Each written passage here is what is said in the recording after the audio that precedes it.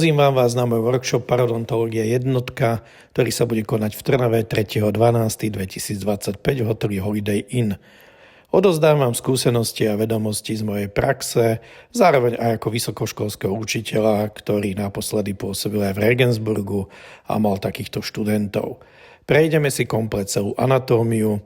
Z anatómie vlastne urobíme výstupy do jednotlivých častí zubného lekárstva, že má to zmysel vedieť tú anatómiu, pozrieme sa na estetiku, pozrieme sa na korunky, pozrieme sa na implantáty, ako by mohli byť urobené lepšie a vysvetlíme si, ako má parodontológia zmysel aj v rámci trhania zubov, takže extrakcií zubov.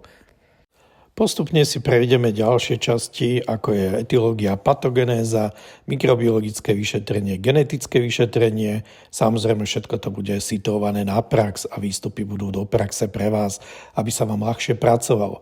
Pozrieme sa peknými obrázkami na jednotlivé vyšetrovacie metódy, ukážeme si, čo robiť, ukážeme si, čo robiť práve vtedy, keď to pred nami niekto robil ako nemal. Popíšeme si rentgenové snímky, zameriame sa, čo môžeme z tých rentgenových snímok vyťažiť, ukážeme si nejaké mikrobiologické testy, ich význam, ukážeme si genetické testy a ich význam a postupne sa prehupneme aj smerom do hygieny.